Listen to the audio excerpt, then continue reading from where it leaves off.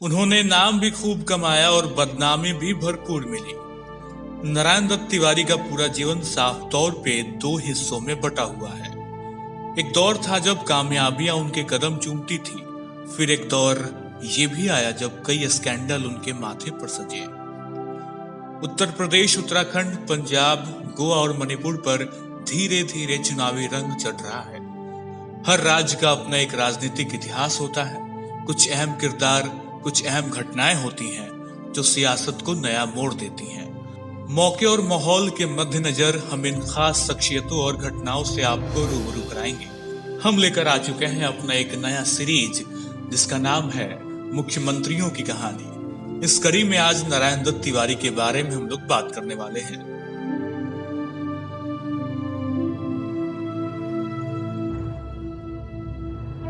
एक कद्दावर नेता, 3 बार यूपी और 1 बार उत्तराखंड के मुख्यमंत्री रह चुके हैं।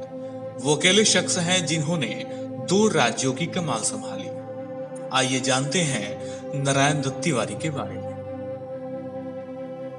स्वभाव से विनम्र तिवारी शुरू से ही एक आकर्षक और प्रभावशाली व्यक्तित्व के स्वामी थे।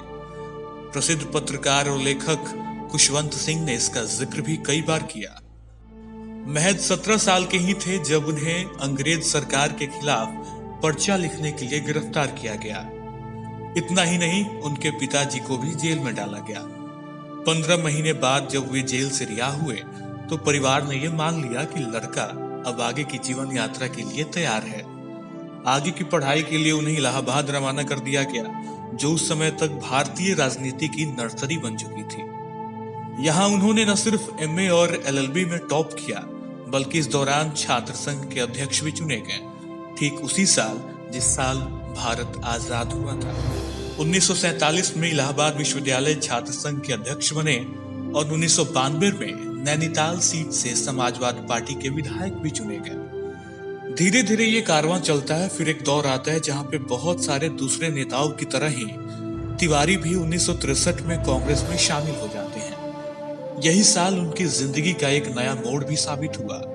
इस साल उन्हें अमेरिका की चुनाव प्रणाली का अध्ययन करने के लिए 1 साल की फेलोशिप मिली, लेकिन पत्रकारिता उनका लक्ष्य नहीं था। इसीलिए वापस आकर फिर वे राजनीति से जुट गए।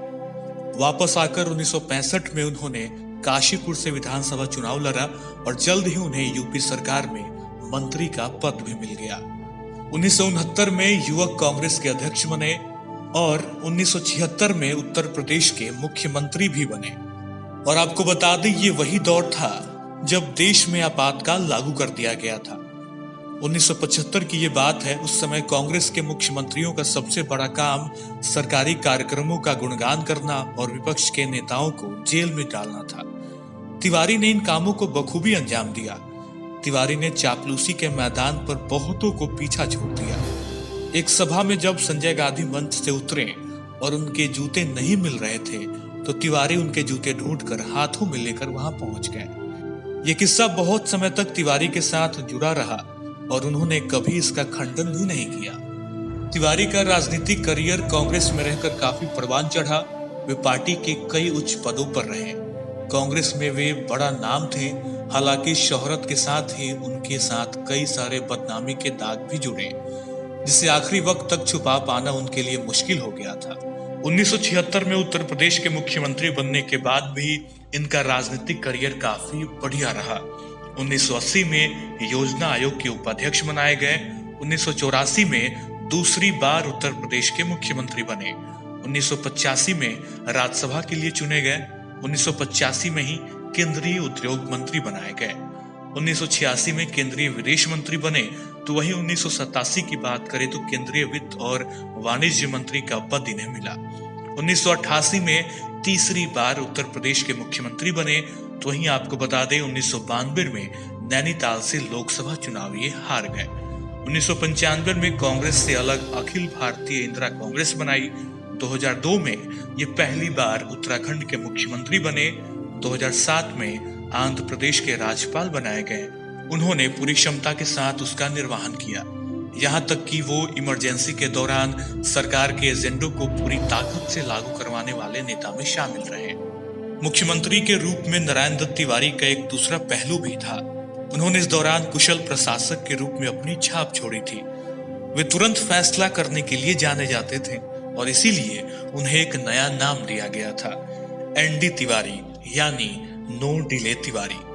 आपातकाल के कारण जनमत पूरी तरह कांग्रेस के खिलाफ हो गया था, इसीलिए तिवारी किसी भी चुनाव में कांग्रेस को नहीं बचा सके। सन 1995 में कांग्रेस से इस्तीफा देकर इन्होंने एक अपनी अलग पार्टी तो बना ली, लेकिन 1997 में इस पार्टी का वापस से कांग्रेस में विलय हो गया। इस बीच उत्तर प्रदेश को तोड़कर उत्तरांचल नाम का राज्य बना दिया गया। जब वहां कांग्रेस जीती तो तिवारी जी फिर से मुख्यमंत्री पद के दावेदार थे। हालांकि यहां मुख्यमंत्री के तौर पर तिवारी की सबसे बड़ी उपलब्धि ये रही कि उन्होंने उत्तरांचल का नाम बदलकर उत्तराखंड कर दिया। कांग्रेस अगला विधानसभा चुनाव हार गई और तिवारी को राज्यपाल बनाकर आंध्र प्रदेश भेज दिया गया। इस दौरान हैदराबाद के राजभवन में एक स्ट्रिंग ऑपरेशन हुआ, जिसमें वो कुछ लड़कियों के साथ आपत्तिजनक अवस्था में देखे गए। बड़े बेआबरू होकर वे दिल्ली वापस लौट आए, लेकिन दिल्ली में एक और विवाद उनका इंतजार कर रहा था। रोहित शेखर नाम से एक नौजवान ने यह दावा किया कि वो उनका बेटा है और डीएनए टेस्ट की मांग को लेकर वो सुप्रीम कोर्ट पहुंच गया। अंत में तिवारी को यह स्वीकार करना पड़ा कि रोहित उन्हीं का बेटा है। इतना ही नहीं, उन्हें 88 साल की उम्र में रोहित की मां उज्ज्वला तिवारी से शादी भी करनी पड़ी। इन दो विवाद ने उनके लंबे और सफल करियर पर ग्रहण लगा दिया। एक नेता जिसकी कामयाबी से लोग ईर्ष्या कर सकते थे, वो अचानक ही उपहास और चुटकुलों का केंद्र बन गया। राजनीतिक रूप से तो वो टूट ही चुके थे, उम्र के साथ स्वास्थ्य ने भी उनका साथ देना छोड़ दिया। साल 2018 की 18 अक्टूबर को उन्होंने अंतिम सांस ली। ठीक उसी तारीख पर उनका जन्म भी हुआ था।